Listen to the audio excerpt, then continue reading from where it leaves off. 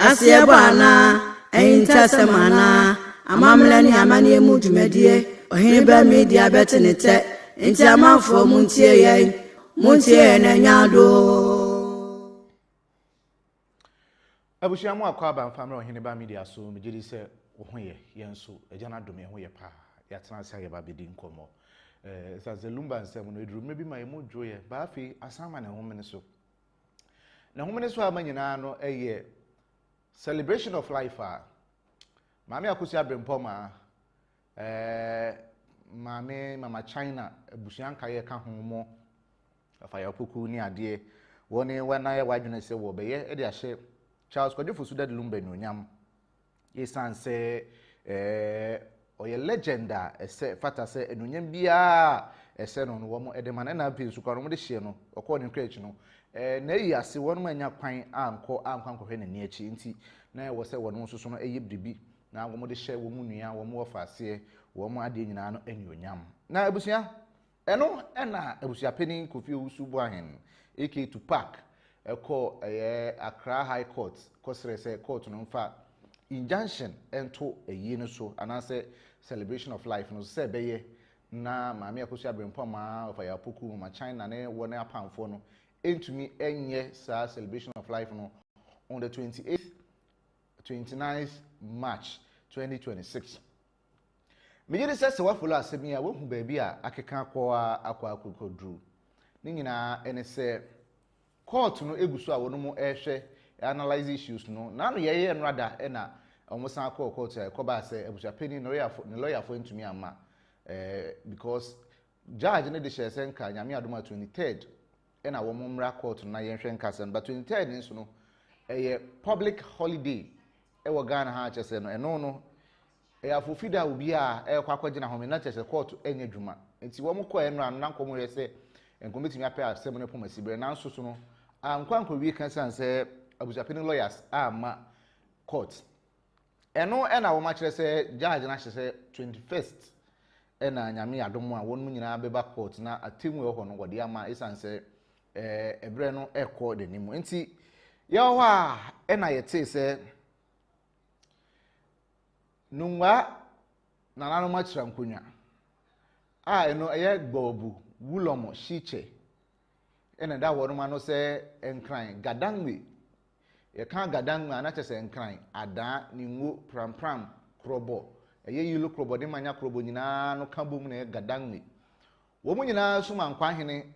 enso de krata ababo ntene se wasama Abusuapanin na sama wasama Abusuapanin nyina ne se wo manya ne nte wo mframam se Abusuapanin asie ne de hye Charles Kwajofosu Lumba ewo Lumba nankasa fie no East Legon ewo nkran na wo mo hwe wo mamane no wo mamamre mu wo mo ne ye no made yo mu a na chese entwa yie wo mo yo ne sa enye yie wo mo nkranfo no wo mo makwan ema yinsie emu ewo fie nti sa de a wo mo metu o mamu wo mo tonsa fra Abusuapanin ema ye nyina ehu se wo mo esan be ye press conference Abusuapanin antumi a ona wo mo invitation no eno achi ena se asemi ni di mu an yete se abusuane fanso yo pa akoso e kire se Abusuapanin Kofi Owusu Boahen omone ne tonkwanta atinto ntan wo mu atu na de so wonye wo Abusuapanin bio a wo mu kire se ne okobo ni din kwa ye se ye fe no x Abusuapanin to park anso ho a ena abusuane fa ba bi so eno so wo eko ena nsuta nso so enam wo mu kasamafo so be ye press conference nkyire se wo mu so no Abusuapanin yo mu Abusuapanin mu ntu na de so na tesade no akoya afa eni afa enso pedifo se senkafa ne afa enka enkyerese ba bifo emefa enkonkodi sa issues we nyina no en resolve nwiye na ene yehu se maame Akosua Bempomaa a ono ye dad Lumba ni nua ba panin migidi se court asemi ko so de wani di akira a yehu se maame Akosua Bempomaa na odimu akotene pa a ne court ye ko nyina de bia na wokubi de bia na wokubi de bia wokubi wobodi kuntu ni kama a chese okonyina adaka mu podi adanse e de maame Akosua se wase wono ena ono Akosua Bempomaa ni nim se wo ye Lumba ne yere maame Akosua Bempomaa be kai so a before Lumba yie ne sie beba so no na o call for say enka omoma kwan na ne nua na mu no wo mo mpaapai na wono no na dwene ne nti asie mu no susu se ne nua na amfa kwan papa so e na odi firi mu ɔsan kora kato so sɛ ne nua ne wuyɛ no ɔdɔbroni emeki account bebree ɛkyerɛ no a kyerɛ sɛ ɔkyerɛ a 4 different accounts sɛ deɛ di kan wɔn kyerɛ sɛ ne nua no ewu wɔ fie deɛ di kan deɛ ɛtɔ so mmienu ne nua no kɔ wu wɔ the bank hospital deɛ ɛtɔ so mmiɛnsa de nua no kɔhyɛ MRI machine mu ɛna yɛwɔ no ɛyɛ anesthesia paneɛ bi ɛna ɛma ne nua no dwodwo yɛ ne adeɛ ɛna deɛ ɛtɔ so 9 kyerɛ sɛ nsɛm no deɛ bebree yɛ sɛ ne yadeɛ na ɔyadeɛ no ara na didi mu ana ɔde kɔ wu nti ɔse ɔno no ɔtie account no nyinaa na ɛnse no ne tirim sɛ nipa baako a wawu yɛtumi ma 4 different accounts ɛwɔ ne wuo ho nti saa deɛ a wɔn nyɛ autopsy sɛ autopsy ne baa so saa ama so eminimu nyinaa enim asɛm edidi mu ana yɛyɛ Lumba yi sie no ɛne ade a ɛho nkyerɛ sɛm a medi kan bɔɔ so no nyinaa nso asɔre na ɛnɛ Akosua Bempomaa maame akɔ akɔpie mu ɛwɔ ɛyɛ nungwa na nanom atura nkonnwanim na ɔkɔɛ de anya asɛm ketewa nsɛm no bebree wakɔ boroboro nsɛm so ankasa kai sɛ na nanom atura nkonnwa no so sɛ ɔno mu akyɛ mienu mu akyɛ sɛ ebinom nam sɛ enya mamere sɛ ebesi Lumba wɔ ɛyɛ wɔ masase so na ebinom so gyina nkyɛn sɛ o ɛyɛ no kra ɛnyɛ hwe well ama ɛho nsɛnsɛm deɛ ayɛ ntansa bebree na mame Akosua Bempomaa koduru ɛyɛ efi hɔ no asɛm bɛn ɛna ɔkɔka kyerɛ nananom ɛyɛ gbobu wulomo shiche wɔn mo ahemfie no nungwa asɛm na ɔkɔka ɛkae sɛ East Legon nsase no ɛhyɛ nungwa for ase wɔn mo na ɛhwɛ saa nsase no so they have authority over East Legon nsase no enti ɛdeɛ na mame Akosua Bempomaa akɔ kɔka yɛn nyinaa no yɛbetie deɛ ɔkɔka ne wi a yɛdi ho nkɔmmɔ ne abobo ɛnɛ ɛbɛyɛ ogya fire for fire wada mobori deɛ kwan so betimi do comment namba na ɛbɛpa mu no deɛ ɛwɔ sɛ yɛkan no yɛkenkan na obi anya no nti ɛwɔ adwen foforo bi a ofiu sɛ no so yɛ educative a betimi de aba na yɛn nyinaa yɛsua adeɛ o ma de ba yɛbɛkenkan na yɛsua adeɛ o na mmom wada mobori deɛ kwan so yɛmedi atɛm yɛmɛ kontɔkwa yɛmɛ totwɛdeɛ enti no sɛ ofiu sɛ obu afu ɛwɔ fie dada na de atɛni bɛba wada mobori deɛ kwan so yensuso so nti na wagyae na bibia atimi ayekama enkomo eni edi yeni ha se be kontokwa beto atwede yeni obi ani asem abusia ntie mame Akosua Bempomaa ne nsem okan ye ewo eye gbobu wulomo shiche won ma hemfie no nunwa ne yembra. Little I said is that I have to identify the elders that I'm sitting with for the sake of our brothers and sisters that have come to join us. We do things in common with the Usumankwahin of Asante. We are in regular contact. We see no difference between the people and the Asante people. We know we stayed once upon a time at a place together. We stayed along the shores of the Lake Chad we today know. Lake Chad, if today you pick the Nigerian map, you will see Lake Chad in a corner up there in the northeastern part of Nigeria. We stayed with the Kotoko at that very place. It was later we broke into 2 divisions, and Kotoko took to the west, but we descended down towards the coast. Later we heard Kotoko joining in the areas that we call the old Ghana and Mali and Songhai. So Kotoko got into this group, but we descended down towards the coast. Later, during the times of Upukuwari, there was a friendly pact that was entered into between the Ghana and the Kotoko. We accept what traditions they have. A tradition also came from the Arabia Peninsula. Shai Osudoku there. I am going to end there. this land belongs to us.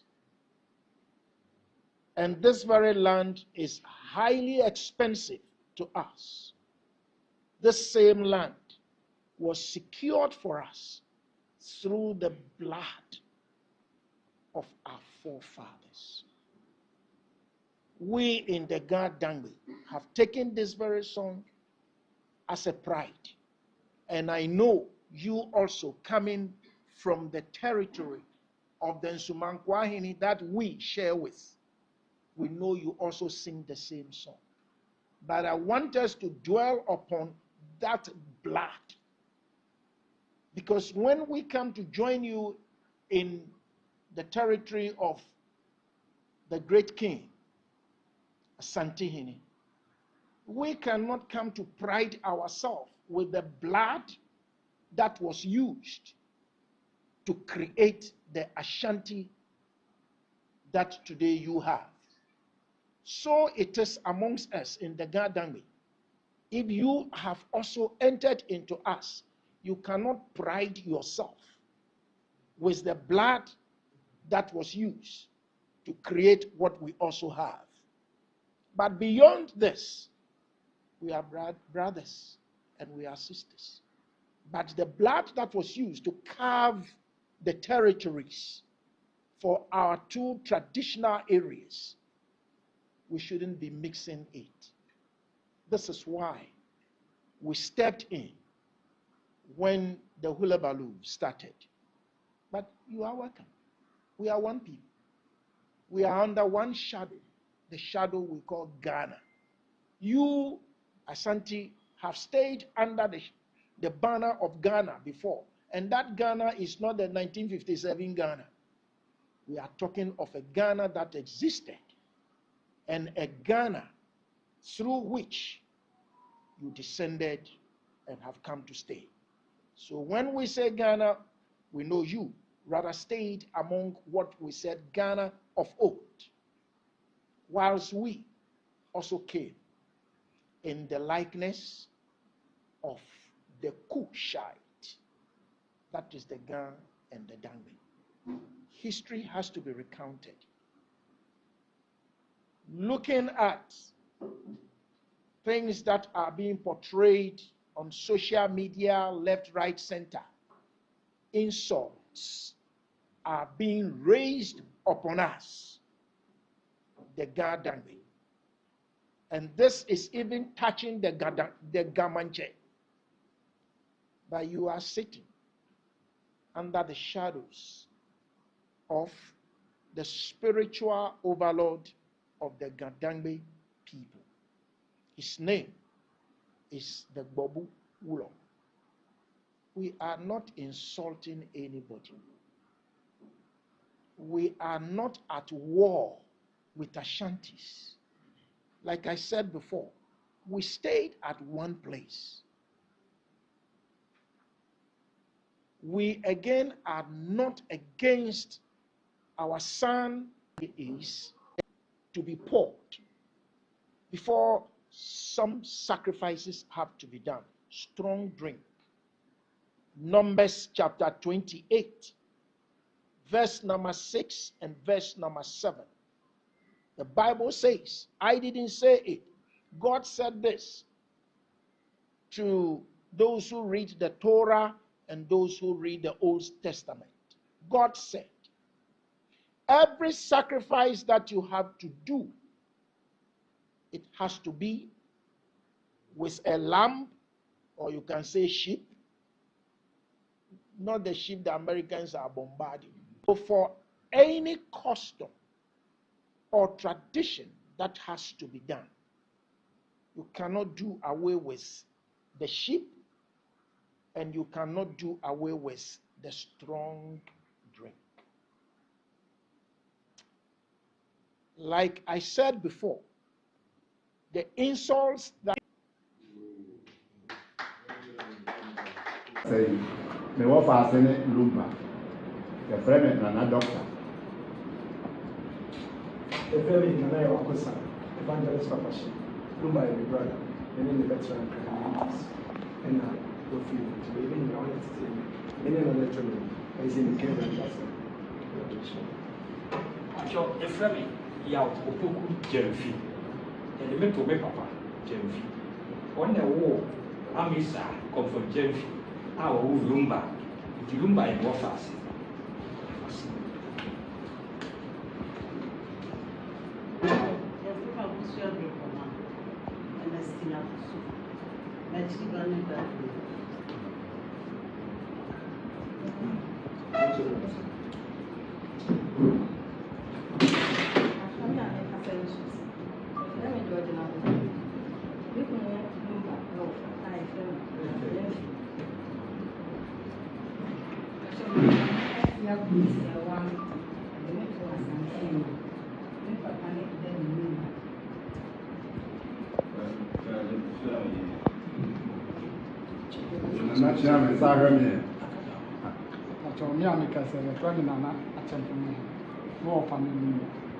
Yeah, take you won't answer the offers and coffee.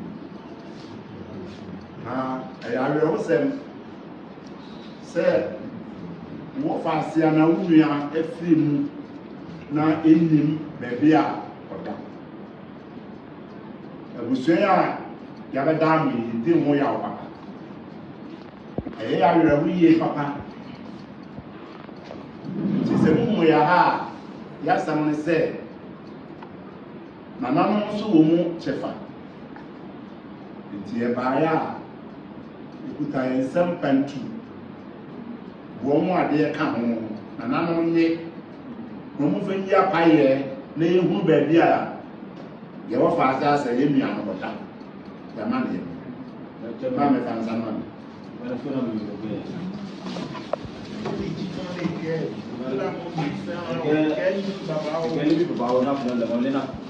Lumba. She, I'm a beer and I look fish and I'm Lumba. You get an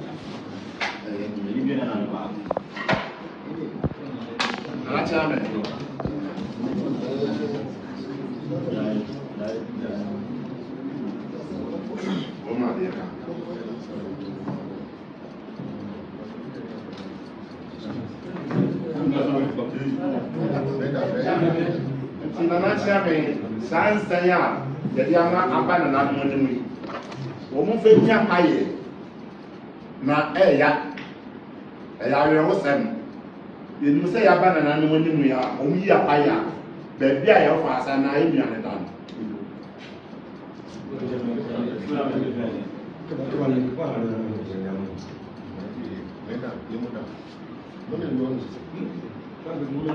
I'm a lady now. Yes. No, but Sunday,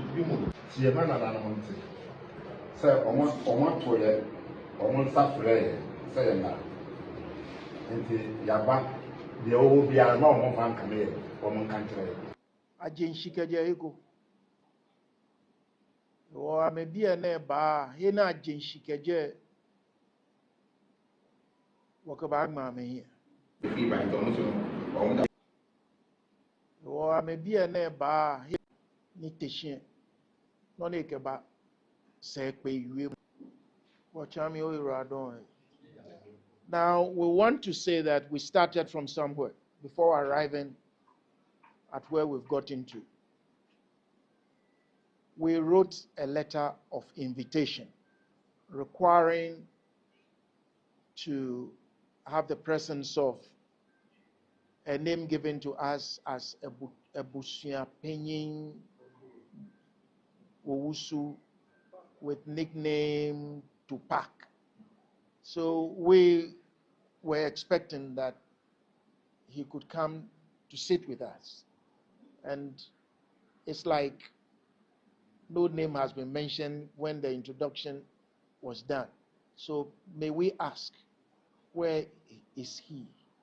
And why hasn't he joined the team to come to this place?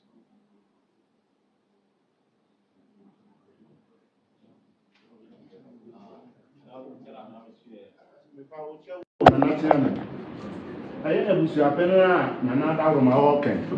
On Sunday, Abusuapanin be you too. And the Abusuapanin Dada. On Abusuapanin be. And not a corner for akonnwa no anaasɛ ɛkɔ family no yɛtu no afiri adeɛ so nti yɛfrɛ no a yɛbɛka sɛ abusuapanin dada. By then is no more. We are hoping that you are representing the family. You are representing the family. Yes. Can we say that somebody has been identified to hold the position? Anyway, not now. Yes. But you have come as the immediate family. Yes. Thank you very much. Okay. So are you a Kwana or a Asuna? A Kwana. Okay. All right. Now, in your submission, you had wanted this very house to help you identify the place that the body has been laid. That is number one. And so I'm going to speak upon what you just put to us. As we sit here, the identification of the place will not come from us, because we were demanding and still demand that you know the house of our son and brother at Legon area, and East Legon they call it, but the place is New Nungwa. Now you know the house, and from the spokesperson of the deposed Abusuapanin, he came on social media and said the body is remaining in Daddy Lumba's house at East Legon. And so if he said the body is there, and one lady too on social media raining insults on Gadangbe has also confirmed this, that the body is there at Daddy Lumba's residence. And one young man also came on social media and was, I won't say bragging, but he was saying that no power on earth, even the police, can go exhume the body. Then they know the body is there. So if you have come to us, we will not tell you where the body is, because it is all over. It is all over. But we want to say that in the Gadangme land, it is not all that easy for somebody to be buried in his home. It's not all that easy. If that can be done, I've expressed all this. If that can be done, there are, like I said, there are some norms that have to be observed. Because one, before you do that, we know the statutes of the country. They have got bylaws and laws and all these things, they say it. But bylaws are limited. Before you can bury somebody in the land, earlier I said we have a song, Yen Ara Ya Sa Seni. It is expensive for us, and that very land that we possess was gotten through the blood of our forefathers. Our forefathers in Gadangme are completely separated from the forefathers of Asante. So in our land, if we are to bury somebody in the land, then that person must be of a royal, of the reigning, divisions. I'm talking about the reigning traditional divisions. So if you are not a part of this tradition, it will be difficult for you to be buried in your home. Even Wulomane and kings and queens who are buried in the land, a lot of things are done. The family has to go through a lot. And then number two, we also look at the sightings of our deities, when we look at the sightings of our deities, the Dangme have their deities, the Gan have their deities, but we are one. I don't know whether we have some people who have stayed in Accra for a while. When you go to Tema, there is Chemu at Tema. And then when you come to Choko, there is Chemu at Choko. There is Sakumo from here going to Tema. Sakumo is there. And then when you go to Buko, there is Sakumo Wulomo also there. So our deities intertwine with the people. You move and this deity is here, you go forward, the same deity is there. This is how the God Dangbe is. So we are saying the deities have also been mistaken to be ordinary to the eyes of those who do not share with Yen Ara Yasaseni. So the deities have to be pacified. We said it earlier. So we are expecting that if the family has come forward, such is the discussion that we are intending to hold with the family. But we have seen that it is like the family is broken into fragments. And so you are different, which means there might be another family that would also have to come forward. But if you are representing the family, then we would also from now, we will have to design a time so we can meet you and then put before you what we would seriously like to discuss with the family. But to be so frank with you, the body has to be removed. To use the statutes or the bylaws of the before somebody is buried, one has to be directed to a particular place for the body to be put. You know,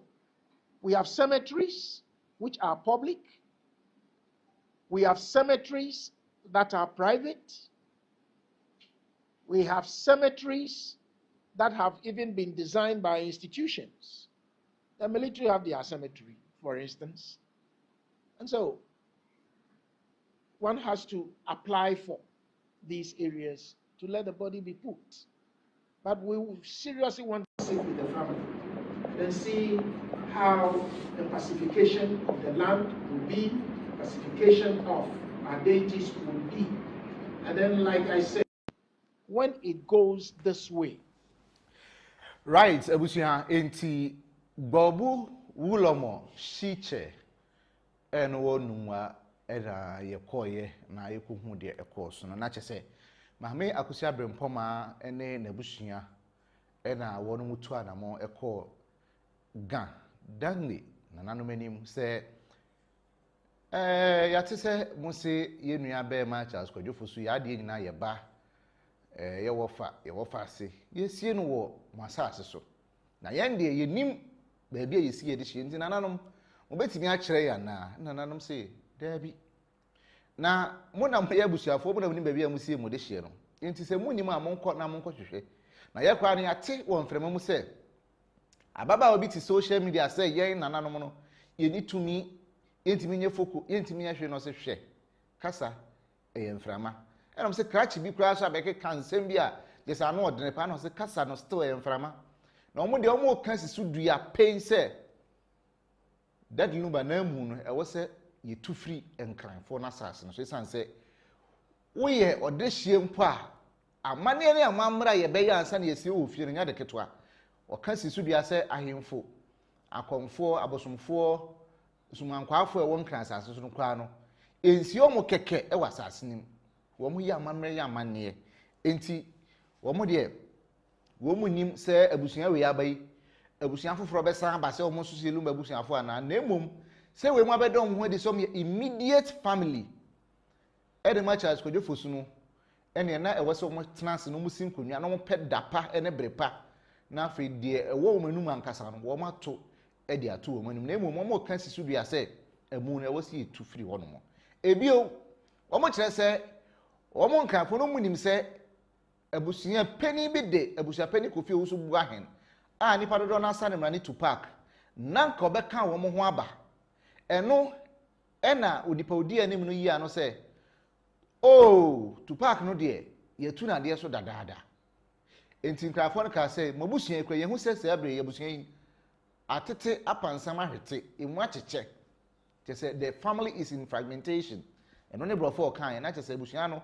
emu atete we da ha na ma we si ha enti se ma bai so bi fufuro kwa abesa fa kire enso aboabo anu aba se ono ne ko na busuya ankasa no yenim na emum se mosimatu Kofi Owusu bu ahende ahwan ena esimu na mu se busuya pani ena owura na kire se samre ye kasa ide wo munya nsi abusuya pani na emum wo ma ba no wo ba se immediate family edema Charles Kwadwufu so anko mo de na mo besere se na mano mo nkyere o mo ba bia wo mo ede hye na mu de san so mo kra no mo nim ba bia amu ne da enso na mo kyere se sebe untimi kututu akọ ho fa me kyere pani enti mo nkọ na mo a mo kọhwehwe ba bia mo de hye mu se san se mo nim pefe se mo de hye no o hye eye Legon Legon asase ni ye numwa fo wo masase wo hyem ehia se yitu na ebi oso ye amamre ene amane a esefata enti eno ne ade a ekọọso ewo gbobu bulomo shiche na himfi a eno wo numwa abontine so abusuafo wadwen kyerɛ bra na yebedi nkomopa koko president ewa ha yebebɔ nkomo ba kumienu bi na yede comment na ba ebio wo bibi apesa wo kyerɛ a obetimi aba so ye nkrani so ye adani so ye kroboni so ye santini so ye fantini amamre ne amane na yesu amade obetimi aba na emum ateni de wadama yensoso so ewa ha koko apomboko de Oheneba me ho ye pa na wo so ye ejana dom ye ho ye pa na me ka se woni ayi maame Bempomaa mo na beko gbobu wulo mo shi che se ja Abusuapani mbedi omanim ana ko pasa mremio me na bedi na bedi omanim da se oja ona waji aginam ye nchia wana gegem ye nkwa echia ne nkọ wo de wunyinyinam wa masa mfa ho mo koko ye nkọ aha wo wunyinyinam koko ba bi aduru no enye ayi ye nkwa ni bi ye na se de beka na beka enti wo de wunyinyinam ye nkọ chia ne efi ha wunyinyinam wo de ya na fa ho bra ya na to wana aposo beka me abusuafo me da wase mo ma je mrehwe Oheneba Media na mo hwe fidi kesi ya mbi nhyira mu nyina na ya na papa wi no ya na opeso ha me na nso me nka ne hwe me de me se me de manyame ai me de obe che Abusuapani Tupac ye di kan maame Akosua Bempomaa mo kwan ne kan fo bi se o mo se na Abusuapani na ye atene ni so no na ye Abusuapani oi na Abusuapani Tupac ba ida ko okope de o se wono woko sa nungwafo no ha woko no aswan woko as former Abusuapani anaso woko as Abusuapani okope de o no me say he dare not so obeko sa place o na abusua na nkasa ekọ na abusua nkasa o maso odin mayi Abusuapani Tupac afiri so omo se omo yi no mayi na so mayi no amampanifo ofio nya so bompe no na Abusuapani adwuma no ye hweso ma me wo Abusuapani say hweso ma me no ye hweso ma me adwuma what you say enti sabio ye say hweso ma me na say ade na wo ye no enko yie ni ye say ye yiwa firi wono mu a afi na wo be ye won yi mati koko kwa wasem so enti no enti de make can say Abusuapani Tupac wontimi mfa na nsi sa nungwa efi omu ye fe say sa uromofo no wontimi mfa na akura iso eno de to so biem na wo se abusuafo no o mo se abubu se hwan na say wo ye Abusuapani e wo mabusua nu me catch o mo se mo yi nipa na firi ho no mo de a definitely no e wo se bo ye de bo po obi a obedi na ade ko ntam na mo ye se bo yi na firi ho na ma ye de na mo yi obi a obedi na ade ma nya ade na o mo tetra wo sa o to so mo koduru ho no papa ni busa se etie se no hwan e na ye overall boss o di mani mo de we de mo ba enu ye baako me di ka be kasa ade amekan no enu ye baako de to so me sa ka kire o se de ahemfo no ebuofu no ma enkoye se wo mo abusua no kasa so mo no makọ wuromofo no ho ana se gafo no ho omo kwa omo fadwa to nkosi gafo no won se substitutes de doso omo fa nkosi different ebia baabi kura bia me fa say akrata ho baabi ko mo kopa ohini bi wo fa dwatoan den enkosi ne so na ohini momuli bi wo mo ono no otom kasa okwa ono we de nkratu mu we so de nkratu mu a at least wo de aide wo de asrama mo we omo ko yen enkrani bi animani sade ya ade wo mo so de tesa Akosua Bempomaa papa shi wo mo nyina obi a yema say otu ekuo no fo eno aso mo ye de ompesa me kansa se mo we say ombeko ho no mu a omo nkwa omo mpe gani a wo ye different chief wo ni I first say is the boss nungwa ho kra ono wo different but ono so ka gani bi etu ni gatwa ko sini so a mo no na idi mo mo ba no di manim etu obo say oka enkakasa no so aka enkakasa no mo nyina de ahia no mo osere e de amama say we die me wo kra no mo de egatwa no bi si bi say omo sere ya omo po wachew ade na sie na ntwa yi ne mpo ese kra no ebia nipa no wo bon eti no mumie ehwe na ye manipa no ebia wona ho na bia mamre ese mo ye no omaye yes na ya ade na mo so abo ha me ne efrem papa si me ne efrem Akosua Bempomaa me ne efrem ye efrem say me na me ye ho ekọ na Abusuapanin amadi mo ho ye me hi na de no maye no me ka de we me si ade na start me ka kire wo so asem si a na so wo different region wo be ba region no be wura region no a enfiti pe ko pe se bi yewura ye wo hoyi na bia asem bi asi na ye se e bia ya fro se bra manhia na wo de omnentu asem na wo na so ba manhia sa de ye no wo de ne aduma na so didi a wo no nkwan na ara wo huru ani wo free fonkoso abotre no me nka no kwanche nipa because ye fro se bra manhia ye se ya wo kwa na nu sa de na wo ye no anya okosi wo hene foforo so mpo wo hwa hu wo hene a abia yewura na ye den ene ne eye yi pa so that say edimi say yewura one gama nche otiso one ne ye kama meboa one oche hene so ye den kama eti wo he ade na aba social media obi ye kan wan say wa ye bone no na wo de dwato kosi na no so sere no ade say na esi ukura no woni wo we na o ha na ade na be da be bo ntepua eti wo sere no woni wani mu na wo so no ayi obi wo na oso che opadu mu a no ayi obi eti before kra obedu horo no na me say dan fun no di kan kra ye afrem waboa wo mati koko nti de wo kan na wo ye de wa anya de de wo kan na say enka omo ko no omo nkosi enkranfo ahemfo ni bi so na oni omanim wo no so etu omo kasa o kan omo kasa ni bi ebu da ho eti wo ba bi say koko omo koye omo no omo ye busuafo no ko bi sa enkranfo na nanom no say na nanom nkyerem ba bia yesi Lumba that's a bit which is wrong enye me catch you say before say it means say kwa am ko ye no munifo but ade no Abusuapanin to park here when he can before won no Abusuapanin anim won so before because o ko sie obi Lumba oto Isugwa land no that's why bisa oto land so di si na so di si funu but o say o di si da at nti ene de fe ni funu ase efio eti before be do fio no o be do gafo no ahemfio no what di for that one kasa no hu se wa dey what di for but say na mo se ko ye die o ma nso so what di for na wo say wi o mre to ase ko bisa de say o mo nche ba bia eye wrong what wo ba nkonfo asere mu I don't know say they cannot say wo ba nkonfo asere mu be se ko mo fra mi a ko mo fra mi a e ka me ka cho mo say ade na o mo ye so mo ko ho no me ko ma card ye we sa say mo be ko ho no mo a ma mo nko ho no mo abra nkran hiri bia ye dey animanim mo fa ni die ma wo mo nti sempo ye fo mo nsia kan ko bia ntwa o hiri bi say o hiri ko lidu na mo fa nko ma nsia o so bra ko say ah be ye say bi na fe ko bra ye say ye hia mo ma nsia no waba wa de ye ma ana wo da so ye so koko na papa shi e wo say o ka ho ko bi papa shi ka ho no enye problem but ade e so mo ye no ma anye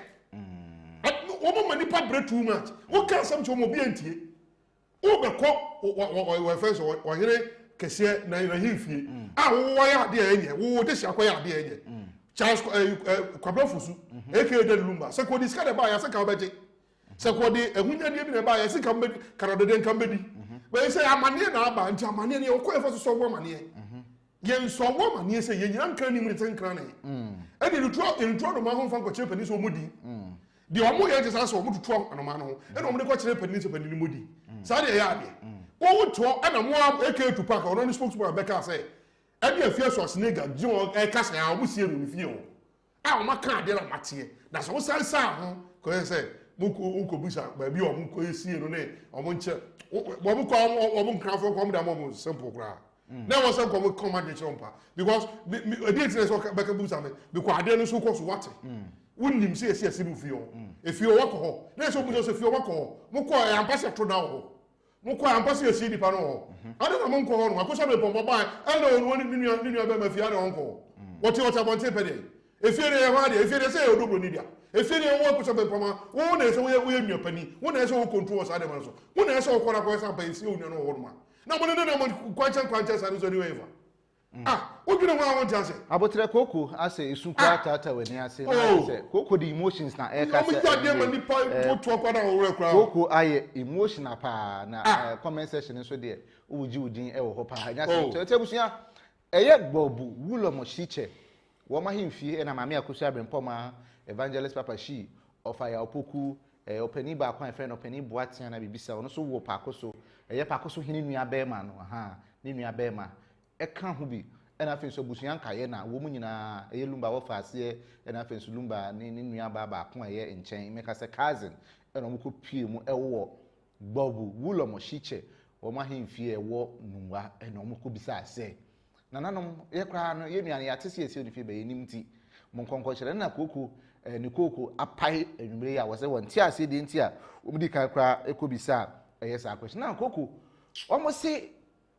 to be frank, to be honest, Lumba muni die. That's a boy. What say you too free? If you hold them. Say the baba no, the baba na aba no. Almost say that's a. If we say there's no way out, there's a way out, but omo nche. Ba o ba ye no. Onye omu huni, won fo mu huni bi anim. Wo ko sa, won fo bu ama wo mo. Enti wo beka to say wo betufu no. Na wo sa me wo betufu say Lumba we enko wan ya. Lumba we wan ya nu. Akakra. Na wan ya nipo wu no do wan ya. Omo yi. Nya fe kwa no wo pro. Nya fe no wo pro. Enti wo ko yi ama center ba fi o. Na nu ya le ba fi o. Asam no wo ka no. So obu kokko yi no. Uni nipa o chance nipa chance wo pro. Ne nam ne chance pro. Uni ya le ba fi o. Tesa bi ti dem ke to say wo ko ho no mo a. Mo si pani bi so. Monsi pani mi so na muni pani no ere enkasa me pani ni mo mu libi wono mo fo mo nko koko mo so am se awe mo so am se ko for comment section do na say emrante ye wo mo mrante ahini ini di wo mo nim de mo ko enka emrante ahini ho emrante ahini ho emrante ahini mo ko nu afo no mo mrante no enye emrante ahini asam wo hina wo ye pani a otutu ntoma nye emrante asam asam me cannot say wo hina be so ere otutu ntoma sabi o ye sa nungwafo no o hini o nungwa no o ye ne ferefo asa we cannot say nti am ka say ye so nya so manhia ana say ai koroko hini himfie ne say bra wonu mi say ade ma sa gay ya o bokotena o ko kansam ati asanfo no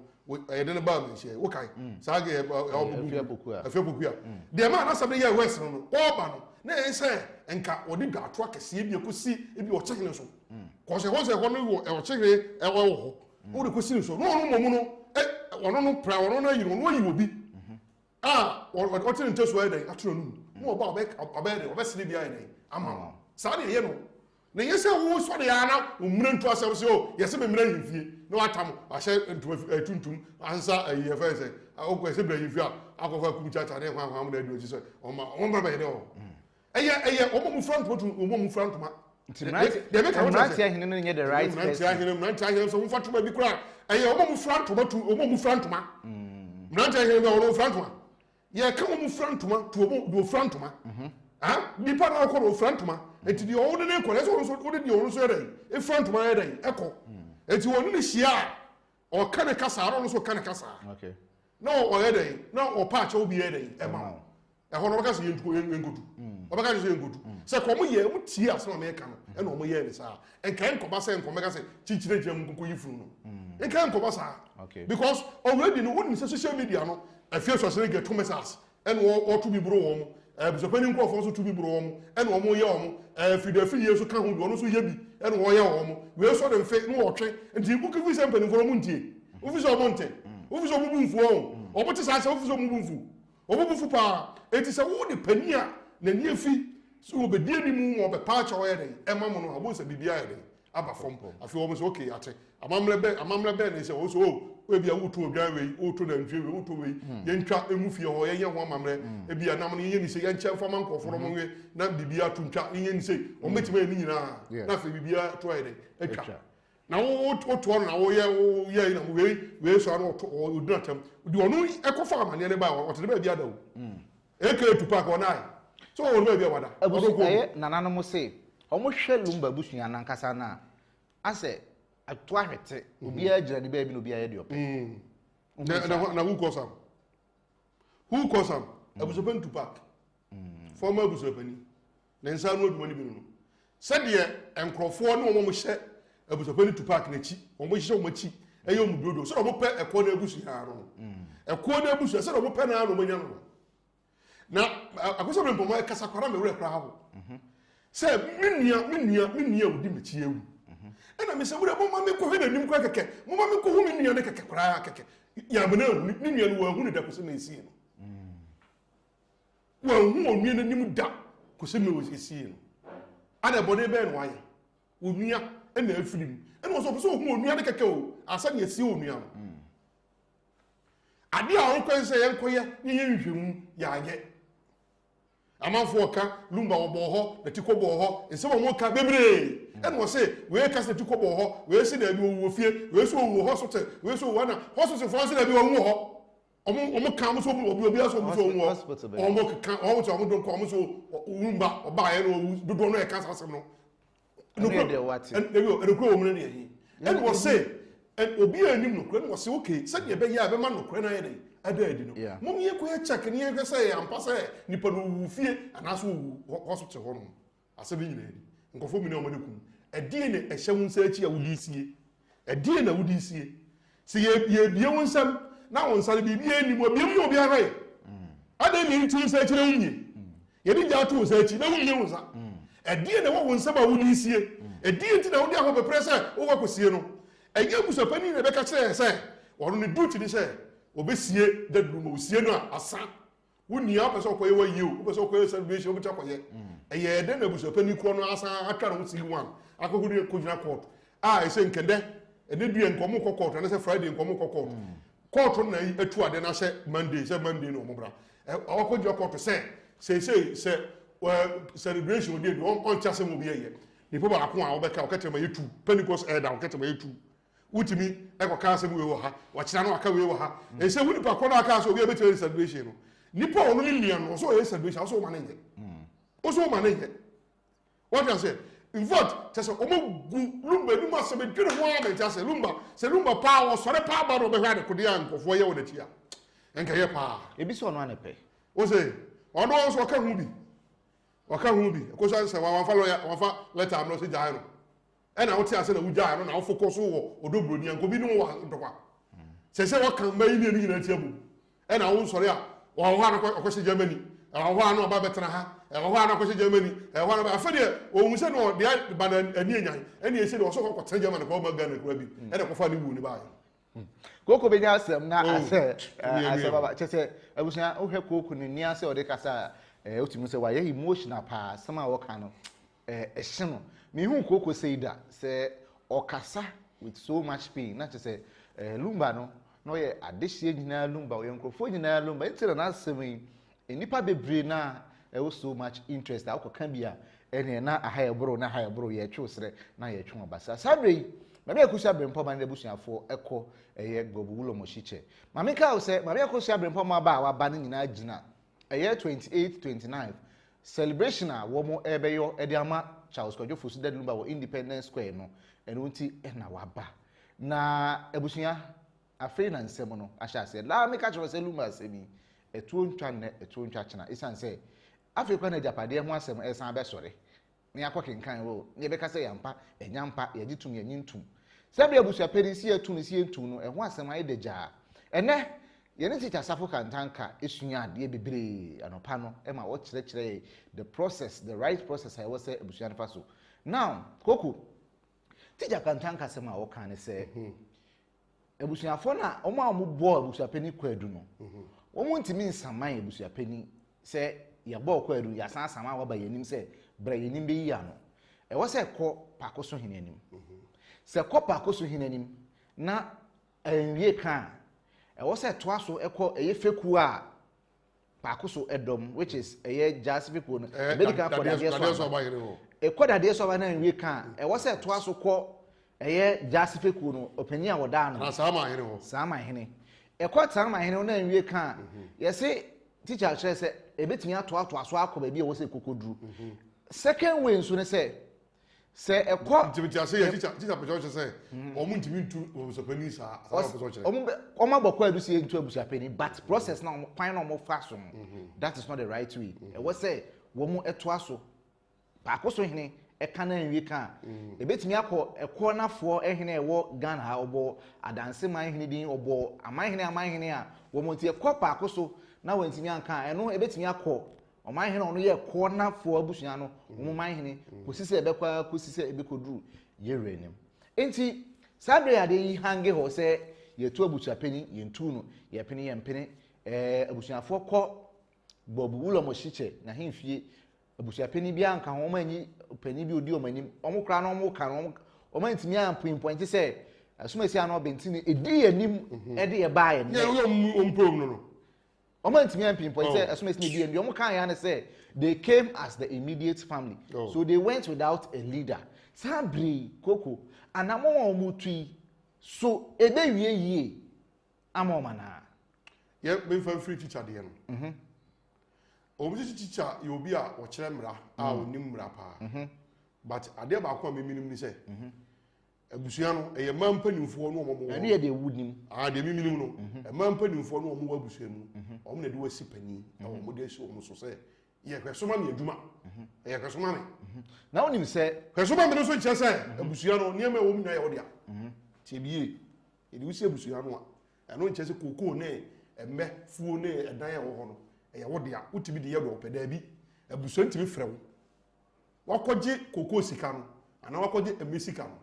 abusua ntimi frɛ wo busa wo sɛ you know koko ni sika no wakɔgye ye na wai enti Koko na wo be ye nkontatie wo ye nkonta ye den e de akyere mampanimfo no no de obi ade wo mu sɛ wo da ma no tie asɛm a teacher asɛm a ɔka na lecture no sɛ teacher kyerɛ sɛ abusuapani abusua ɔdam no ɛyɛ akonya tuntum ɛdam and abusuapani is classified as ɔhene ketwa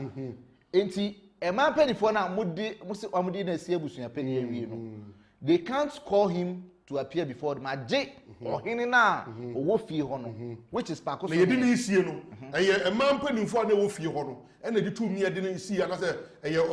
ɔhene no nko na ɛtam ne ba sɛ mumfa we sie abusuapani Koko yakoto aba eyi mampani wɔ Ghana ha minumie no ato aba eyi mampani sɛ mampani ye bibi ni ye mpa minumie no na yato aba ne ntimi ntu mampani oti ase ye wo mra ya hyehye akyerɛ sɛ this is the way a yebetimi atu mampani efiri ade so nti saa mra na wɔsɛ nka ɔmo fa so so what the mechanic say nti ɔmo amfa saa kwan so wɔmo nam kwan so bo ɔmo nduriye ma me nkyerɛ ade abusuapani a wo so wɔde paako so mo potro ma paako so hene ho paako so hene no wɔne ne mfa hansia sɛ ɔmo nka ba wɔne ne mfa hansia wɔne ne toado ahoma so ɛno nkyɛ nkyɛn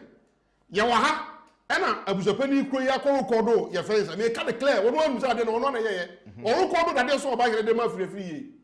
dade so ɔba hene no a paako so fa kuo no kɔbɔ no mu no a wɔn firi hɔ no wɔde bɔ saa ma hene die mu no wɔn record no de kɔma ɛde kɔma firi ayɛ nyinaa yɛ dansefo kyɛ sɛ wɔn record no firi ye bɔ ade no wɔn fo so ɛwɔ TikTok sɛ wɔn nim no sɛ dade so ɔba hene nim no so kasa wɔ hɔ no ma ɔba dana de gyan na ɛde atɔbɔnten wɔn akasa asɛm no ɛwɔ afidie so wɔn nkɔfo ante eti nipa baako abusuapani wɔne paako so ne ɛko wɔn kuro wɔn sɛ wɔn sɛ dade so ɔba hene kɔ wɔn fani nsia kora ɛna wɔde asene wɔtumi didi na tam kora wɔfɔ wɔde ase pani ase de wɔte konwa so te konwa tuntum so wɔtumi yɛ no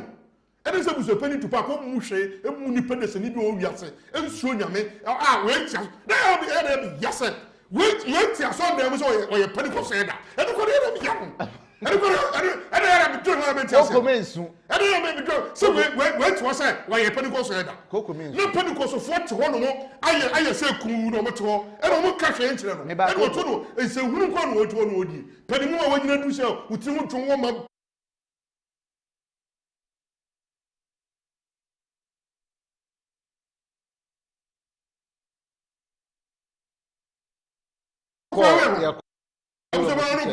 Ko ba ye no pacho yen kai ni mra. Kakra.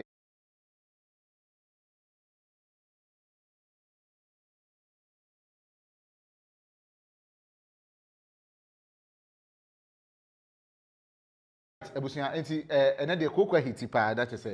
Abusuapanin wo ha enkene ono ne besi atwede but one thing akoko kan e Pentecost me sere mu ada obi abusua mu asem Lumba onye Pentecost ni Lumba otiase na onko the Church of Pentecost enti enye Pentecost of asem Abusuapanin ni ye Pentecost ni a Lumba abusua mu asem nye Pentecost of asem enti ye nimu chefa ye ntimi nye ho hwe ye ni hwe a ye beka isan so no na abusua fo kra no entimi ne na nka na enye yen a ye Pentecost fa ye di enkwi we baby nti no de ho no mini koko enya adwen abusua yan fancy essence baby akoko hiti akudu no bisa the next question hwa obeto twede me so na me ben no e come here me pra yan fa sida ma tap send adabo proofing Remy Spices King Bernard printing press ni FB test so mo boy chidom nya me adom o kira no pa said de enne enra ye share your morning show na se no kira so so ejetu ato den ebesan akoso live on Oheneba Media Oheneba Media TikTok and afin so no YouTube channel yi so no ye be load ni nyina so e de agu a enti wo kina unya bra so bi ne san say ye sua de din komo mpanifo etitire kese e ne ba so be kire de ma bibia etumi eye kama enti abusua my phone say akoko ye ko ka bibi kire ya hwefo na ye enko abusua fo mo fa chame abufu edoso nsem no odwira ho ana asa obufu mo enti ena Lumba du abi na nsem no kwara me nka bi because